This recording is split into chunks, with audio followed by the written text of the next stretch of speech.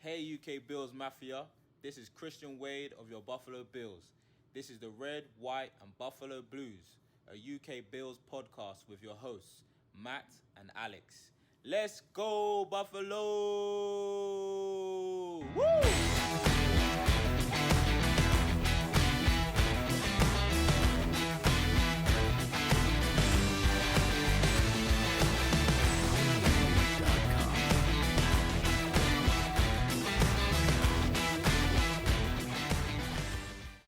Bills Mafia, welcome to the Red, White, and Buffalo Blues with me, Matt, and Alex, and we are joined by Matt Parrino. Now, if you haven't followed him on Twitter and you haven't listened to the Shout podcast, give it a listen, give him a follow because he's one of the best beat reporters that I like to follow. Matt, thank you very much for joining us on the show. Thanks for having me, guys. I mean, it's the golden age of Bills slash UK football.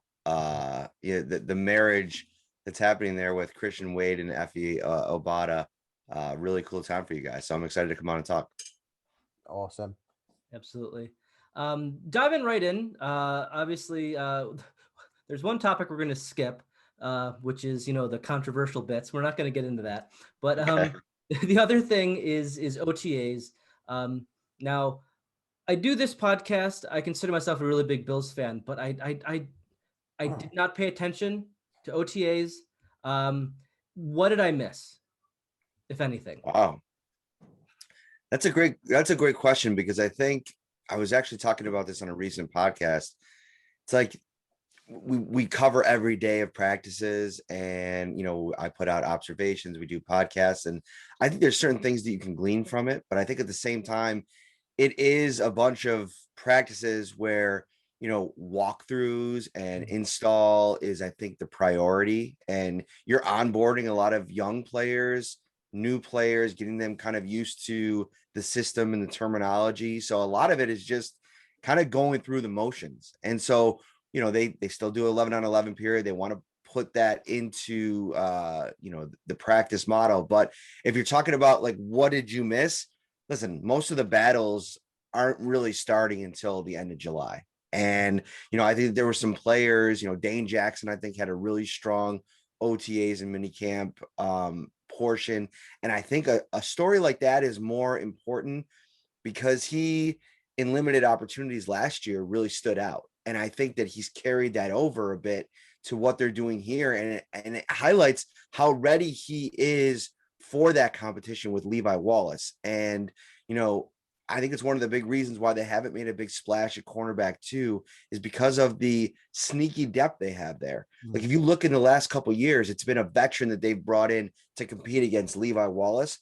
Levi Wallace is now that veteran. Okay. He's the guy that's been in the system for 3 years, that's started a bunch of games in this league. And now it's Dane Jackson, who's that young player coming in, trying to take his job. They really like Cam Lewis. They drafted Rashad Wildgoose. They have 2 undrafted free agents in Elijah Griffin and Nick McLeod, who made some noise throughout this process. So much so over OTAs that Matt Milano actually called out Nick McLeod by name and was talking about how impressed he was with the way that he's played. I think overall the defense has outperformed the offense, but I think that that's kind of to be expected.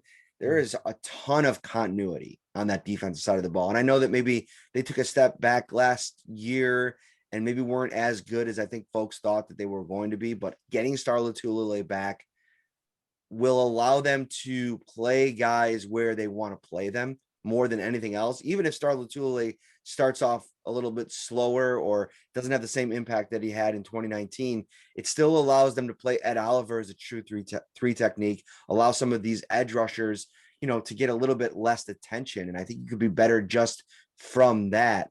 And I think the other thing is it might take a little while, a couple weeks of training camp, a couple preseason games for Emmanuel Sanders and Josh Allen to get on the same page. One of the cool things last year that I think Bills fans got to see was Stephon Diggs coming in without any preseason games, without any spring program, and just hit the ground running with Josh Allen. That's a rare thing. And who knows, maybe Sanders, they work, maybe they catch up together over the 6-week period, they throw together somewhere or whatever the case may be. But I think that what I observed was that relationship is going to take a little time and getting on the same page. And, Brian Dable talked about how that took some time for Cole Beasley and Josh Allen in 2019 when he first came here. So I think that in a lot of ways, depending on how long that process takes, that could put Gabriel Davis in a little bit of a better position to maybe get a little bit more run early on. And it almost allows you, because of the established 3 wide receivers that you have in this offense, it allows you the opportunity to take your time with implementing and getting Emmanuel Sanders involved in this offense. Yeah, I mean the one thing that I find, and it's only OTAs and minicamp, was the little mini fight between Feliciano and Epinesa. I mean, it's only minicamp, only OTAs. It's like just warm up for training camp, but it's that intensity on there that really shows that these guys really mean business this year, and actually that rivalry is healthy and everyone wants to push each other. I think that was fascinating, and I really wish I was there to watch it. Yeah, it was pretty cool. Whenever you see that kind of stuff, that goes to show that, it sometimes out there, it doesn't feel like football because, like I said, there's no pads and, it's kind of a little bit slower speed. But when something like that happens, it gets your juices flowing. It definitely got their juices flowing. But I think it was also, a product of, this defense. I really think there's a chip on their shoulder. I think from at every level of this thing, they sat back and watched as that offense really carried them last year. And that's a different vibe for a lot of these players that have been here since 2017, 2018, whenever they got here. The Jordan Poyers, the Micah Hydes, the Tre'Davious Whites, the Jerry Hughes, the Matt Milanos, those guys, they got something to prove this year. And I think that that's a good sign. But I also think it shows that, that nasty on that offensive line emanates from John Feliciano pretty consistently. And, they kind of feed off of that. And that's a good thing to see that even in OTAs. On the same topic of intensity and chip on the shoulder, I was just wondering, I don't know, I guess, how you can visually see this, but is there any added pressure going into this season that the players are kind of showing, or are they still as loose as ever?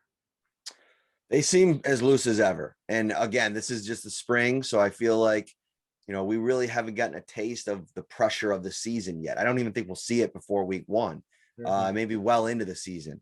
But this is a group that still a veteran laden group with a lot of guys that have a lot of comfort, not only in the NFL, but in Buffalo and with this coaching staff.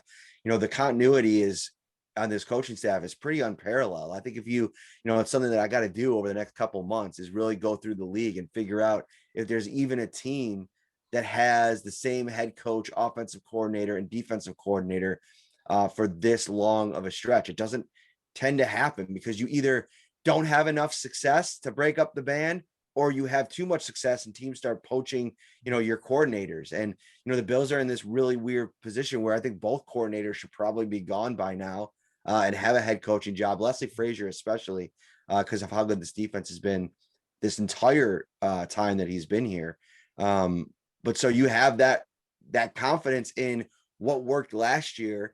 And now for the defense, you feel whole again with Starr coming back. The way Jordan was talking about Starr the other day, like he's a guy that doesn't say a lot in the locker room. And so when we're in there during the season, you have a couple conversations with him, but to really understand the impact of him, you just, I guess, got to go talk to his teammates. And I think Jordan's really excited about it.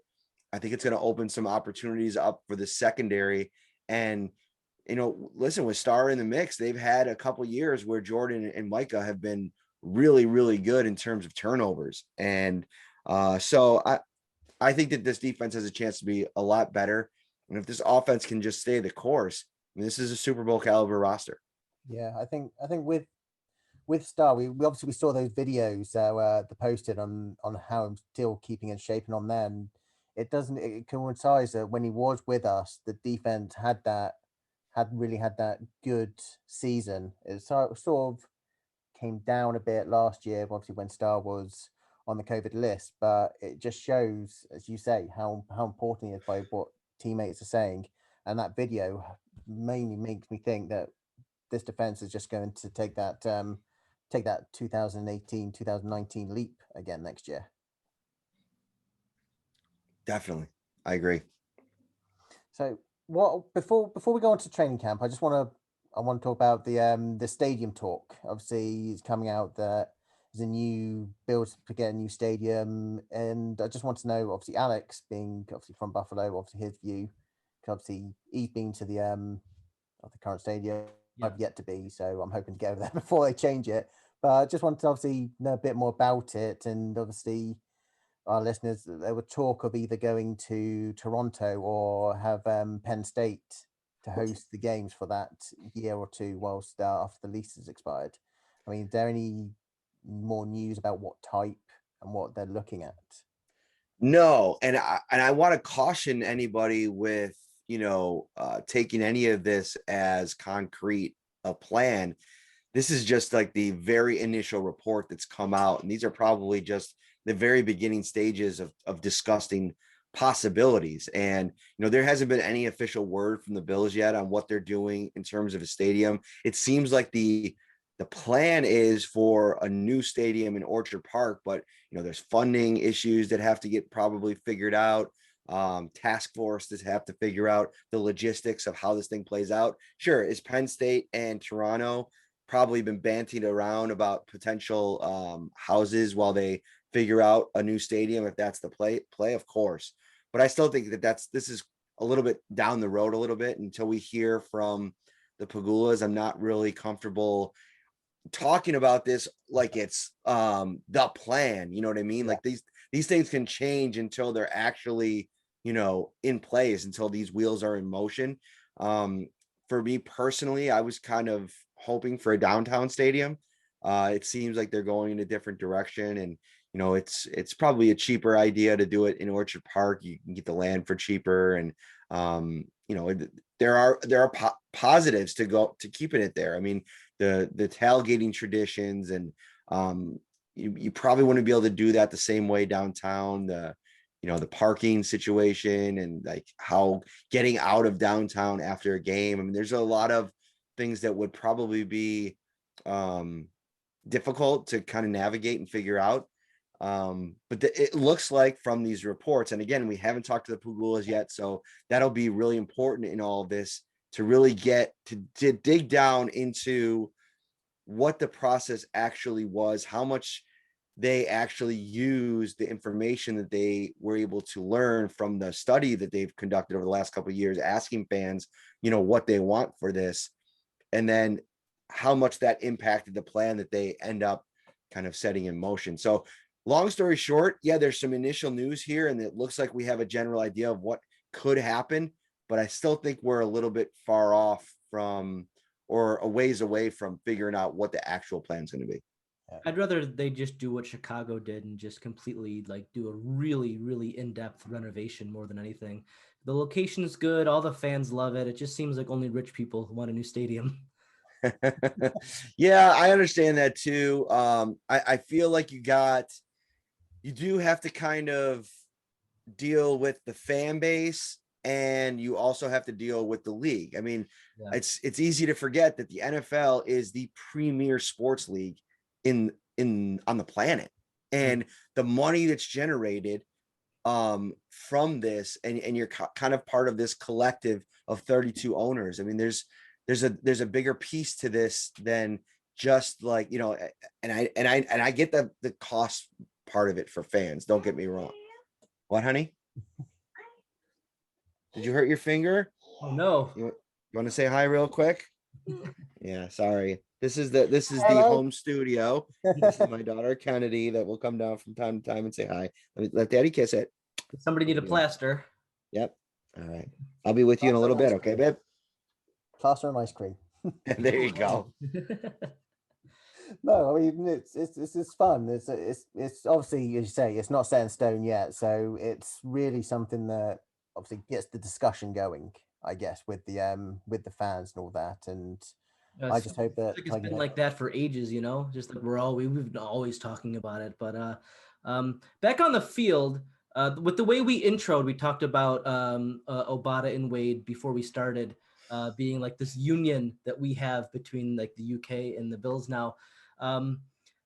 With Christian Wade, I think is we all feel really good about Obada's chances, but has Wade done anything to get a roster spot, or is there just too much there with Breda? I mean, we all want him to make the team. What does it look like this early on? Yeah, I talked to Christian like right after rookie mini camp briefly, hoping to connect with him again over the course of training camp for a bigger story. And what I took away from the conversation was that he's not treating this like a practice squad year, like a free spot is still available to him. I mean, I think it's easy for fans to forget, he's 30 years old, and, I think he wants to see what this 2 years now of training has meant. And we'll finally get a chance to see that when they get on the field for preseason games and him to make another kind of statement about where he's at. I mean, he did so much with so little in 2019 that I think that it's definitely an excitement level, even amongst the greater population of the fan base for what he can potentially do this year. I think it's an uphill climb because Breda is an established playmaker. You know what I mean? Like, he has the film in this league. He's, been on a Super Bowl roster. And so going up against that, is tough. But I will say that he has the advantage in that he's been with Kelly Skipper now for 3 years. He's been in this offense. He's had, his chance to really get up to speed and learn this offense, which is a complicated one. And that, I think in a lot of ways that's been good for him because, he's come in here and had to really learn it at a really next, level. You could have landed in some spots with maybe a more vanilla playbook and not probably be as far as he's come and be ready to compete. And so the competition is there. I think Sean McDermott's excited to see what he can do. I was talking to him also about, what's been your biggest tool in this process? And he said, believe it or not, TJ Yeldon last year was a mentor in so many ways because Yeldon didn't play. And so he was able to spend a lot of his time, when they were doing scouting team and, whatever else, training and teaching Christian Wade about the NFL game. And this is a veteran in the game, former second round pick, high level college football player that really imparted a lot of wisdom. And Christian gave him a lot of credit for how comfortable and confident he feels going into year 3 here with a chance to make a run at a roster spot. And, if he continues to make plays, I'm really excited to watch to see if they will try him at all on kick punt return. Yeah. Now, Sean mentioned it that it's a very difficult gig because of the elements that you play in Orchard Park. You really have to become an expert at tracking the ball. And it's something Isaiah McKenzie has been working on all off season. So he can kind of hit the ground running and try to win that job also. But I think Wade is such a firecracker with the ball in his hands that if you can harness that, I think you could maybe have something real special there. But it comes down to, one of the things that made Andre Roberts so special as a kick returner wasn't the fact that he was breaking touchdown runs, because he didn't have one single one in 2 years. It was his ability to consistently field the ball and give the Bills really good field position. And so it's a nuanced position, and finding the right mix of, characteristics for it is tough. But I'm excited for Christian Wade. I think it could be Christian Wade mania all over again this summer. Yeah, I mean, with his obviously punt returns on there, he did used to do some similar in rugby. I don't know if you watch much international. Not a lot. No, not a lot. But there are times where opposition will kick the ball back, so he does obviously field it. But I think I'm looking forward to hopefully seeing him get at least a few run-ins on there. But I think he's got good. I mean, every time we've spoken to him, he's always been positive. He's actually said the playbook and what he's learned and all that, it's now starting to click in. And yeah, hopefully we'll get Wade Mania back and running up in this summer. So what about Obada then? Obviously, he's come back. He last year 5.5 sacks, which if he was on the Bills this year would be top 2. Or last year top 2 in sacks. There have been talks obviously with Rousseau and Basham actually showing up that maybe he's on the on the cusp, so to speak, on the bubble? Has he shown up? Obviously, shown up in OTAs, and I'm assuming that's going to be a very good battle to see for training camp. Yeah, I didn't really notice him a ton in terms of like, splash plays throughout OTAs and minicamp. That's not really a bad thing, but just like, what we mentioned at the top. I think that Basham and Rousseau coming in definitely makes things a lot more complicated. But I also think that the value that Obada brings, I think more than anything, is his ability to create pressure from the interior. And I think that, you had a lot of lackluster performances last year. I think Vernon Butler was underwhelming. I thought Justin Zimmer was a nice upstart story last year. I think he played pretty well in fits, but I think he's going to have a uphill battle making this roster. And I think a lot of the reason why it's going to be tough for him is because Obada, Rousseau, Boogie, I think all of those guys can offer you, playmaking from the inside as well. And so I think that's going to be his ticket. I'm excited to see where he lines up in training camp and preseason. We can't really talk a whole lot about where he's been lining up because there's restrictions on what we can report during training OTAs. But I really truly think, just listening to Leslie talk and Sean talk about where they view Obada, I think that, I think a lot of his sack production last year came as a defensive tackle as well. So I think that gives him an edge up going in. I still think it's going to be tough to make this roster for this entire group. You put Mario Addison, Jerry Hughes in the mix there too. Like, I thought Addison was underwhelming last year. You could save $6 million if you cut Jerry Hughes.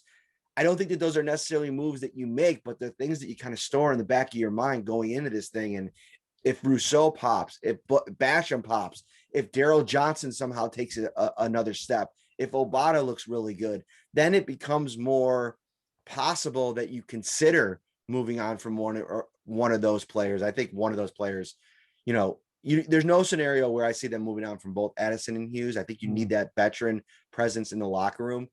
But I mean, and again, it's hard because the challenge for this coaching staff and Brandon Beane as they make these roster decisions is you're really only going to have these 3 preseason games and a bunch of, practice reps to go on. That's a big, gamble. If you move on from Addison and or Hughes, what happens if what you saw was fool's gold from a couple of these guys during this process, and then you get into the season and now your defensive line isn't as good as maybe it could have been. So for that reason, I think Hughes and Addison make this roster. It's why I had them both making it in my 53-man projection. But then it gets really complicated. Can you keep 10 defensive linemen? I had Obada as my 10th defensive lineman in, Justin Zimmer and Daryl Johnson as the cuts. But that's going to be the pocket. Daryl Johnson, Harrison Phillips, who I think is going to really have to be outplayed not to make this roster. Efe Obada, Vernon Butler is a guy that I think if he has a ho-hum camp or preseason, he could be on the roster bubble.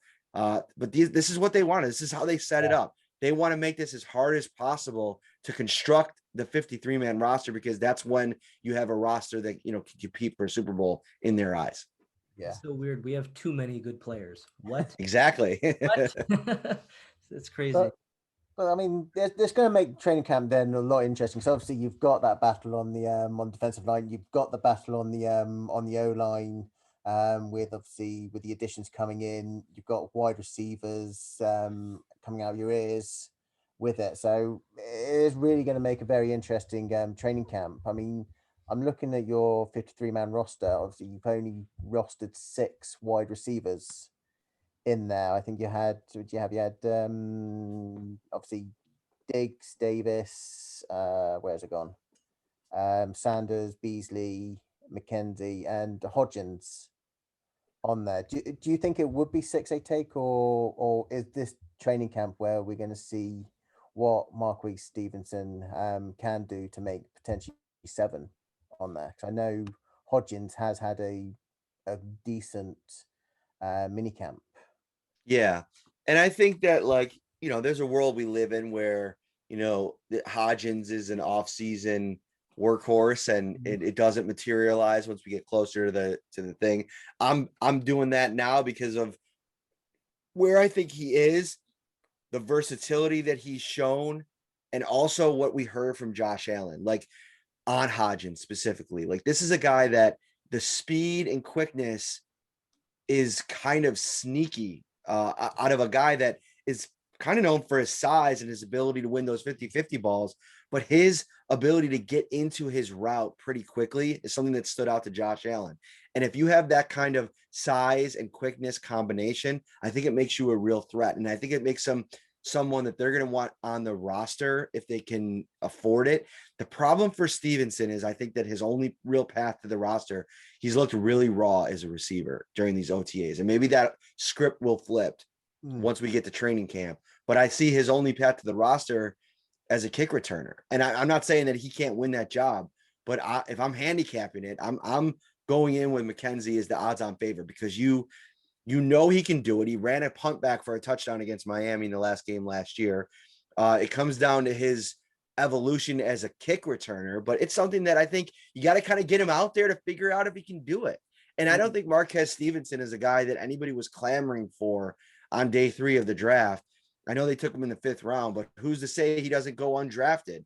Maybe it was the Bills that saw something in him. So maybe you could store him on your practice squad. I love Jake Kumaro, but another guy that I think they can get away with putting on their practice squad. And, this is another problem. When you have the talent that they have at wide receiver, I can make an argument for, a guy like Jake Kumaro, a guy like Duke Williams making this roster just because of what we've already seen out of them. But in the end, I think it comes down to those 6. I think 6 is the number that you're so top heavy at the position that keeping 7 almost feels like a luxury that they really can't be afforded because of some of the, talented positions they have elsewhere and the kind of numbers that I think they might need. Now, I also had them keeping 10 defensive backs, which is a lot. Yeah. But I think that though there's a lot of special teams players in that bunch. And so I think that's how you can validate it. And I also think it gives them the opportunity to be versatile in what they play defensively. You saw last year, Saran Neal get the call when they went up against Kansas City in the regular season, a guy that can kind of match up against bigger playmakers when they want to go to that, big nickel. I know they don't go to it a lot, but it gives you that option. And he's their gunner. He's one of the best gunners in the NFL. And along with Tywan Jones, they become a really scary group out there. And that's another thing. If you look what happened in that playoff game against Kansas City when they take that 9-0 lead, the headiness of Neal and Jones down there to make that play and get the ball to the Bills at that 2-yard line, you can't undervalue that. In the big moments, they make plays, they make tackles. And so I think you have to consider special teams when you're going through this exercise. But listen, we're going to have a whole new, plate of food to consume here when training camp starts with, new, players, with performances, with, the way that they're going to earn this thing. So this could all change. This is just, this is unfortunately at this time of year, a lot of projection with that 53-man roster. Yeah. Is there anyone that fans and Bill Mafia need to look out for at training camp? I know they'll talk at Quinton Morris, that's the one, can make a stand and make a shot for a tight end spot. Is there anyone like him? You mentioned earlier, Nick McLeod's been making a few waves in OTAs that really the Bills fans can watch and actually root for and keep an eye out during training camp. Yeah, I think Quinton Morris has had a good spring. I think he's got a heck of a uphill battle. You go back to Tommy Sweeney, what he did in 19, a lot of potential there. And then last year was just a bunch of, the injury at the start and then the COVID issue. I put him even ahead of Reggie Gilliam, who I think Reggie Gilliam was really solid for them last year, and he plays special teams. And so I could see a scenario where they go 4 tight ends because Gilliam is kind of like that hybrid between a fullback and a tight end and plays a ton of special teams. So Quinton Morris, it'll be tough, but definitely somebody to keep your eye on. I think Spencer Brown is a guy, it's hard with offensive line. There hasn't been pads. I think Tommy Doyle has been the guy of the two that's been a little bit, he struggled a little bit more throughout this process, But if you're looking for a guy to watch who I think can kind of be like, a linchpin to how this offensive line is crafted, Forrest Lamp, the former second-round draft pick from the Chargers, who the Bills signed to a one-year deal, he's going to be somebody to watch because, you look at the guard situation and you have Ike Butker, you have Cody Ford and John Feliciano. I think that they'd probably be comfortable going in with those three based on the fact that Butker can play both, Ford can play both, and Feliciano can play both, and you can kind of mix and match depending on how things go.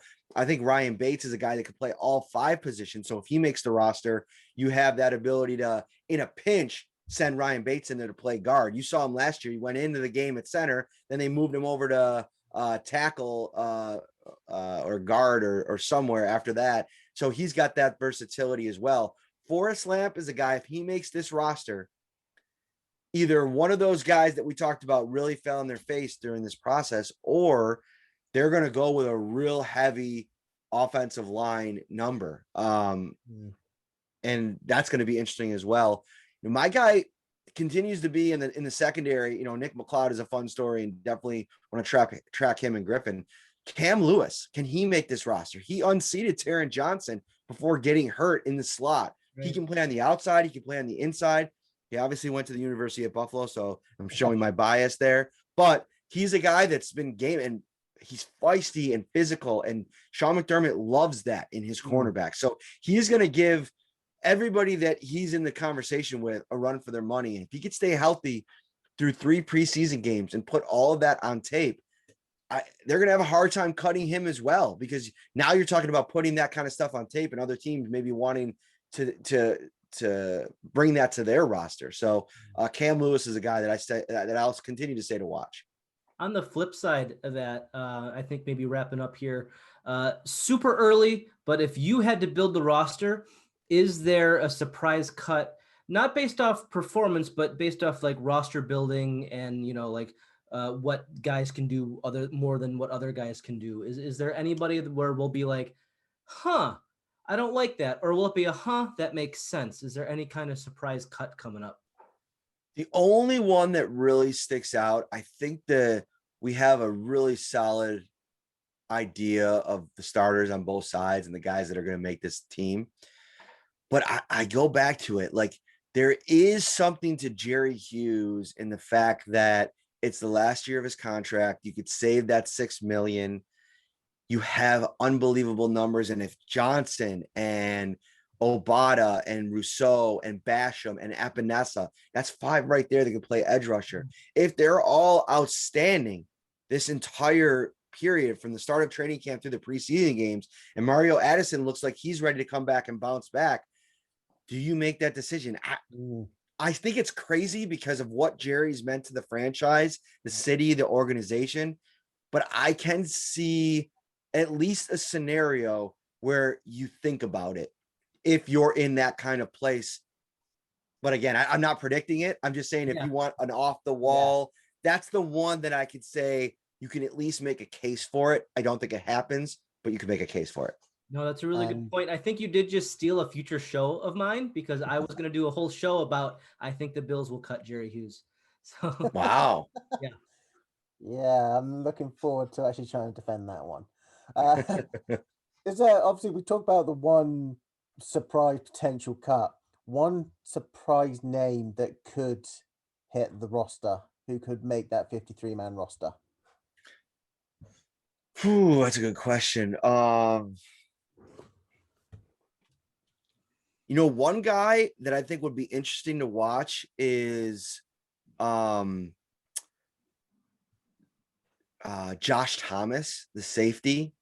He's a guy that I think they liked last year. They had him in a year in the program. Damar Hamlin is expected to be that 4th safety, along with Jaquan Johnson being the backups to Hyde and Poyer. But don't discount Josh Thomas as a guy that could win that job if Damar Hamlin doesn't show up and prove that he's ready to be counted on. And that's a full, not only be a backup to the safeties. Jaquan Johnson is probably that top backup at this stage, but also, how much do you contribute on special teams? And, Thomas has a head start. He made a couple big plays. He's really good in coverage. I like how he sticks to receivers when he gets, or tight ends when he gets in those scenarios. And so he's somebody that I've liked going back to practices last year. So Josh Thomas is a guy at the end of the day that I think could surprise some people as well. Awesome. You got anything else to No, add? good. That was great. No? All the information I need until later in July. Giving them ammo for the Jerry Hughes podcasts. There you go. Well, Matt, thank you very, very much for joining us on the show. Obviously, tell people where they can find you, what you've got in the works, and obviously a shout out to the Shout podcast with you and Ryan Tolbert. I enjoy that show, watch it and listen to it pretty much all the time. Thank you so much. I appreciate the kind words. At Matt Parrino on Twitter is the best place to find me. All of our work will kind of funnel through there. We have, we're kind of in a little bit of a lull here after the season. I got some vacation to take, and we'll get things ramped up as we get, into July a little bit. But the Shout podcast will still be once a week.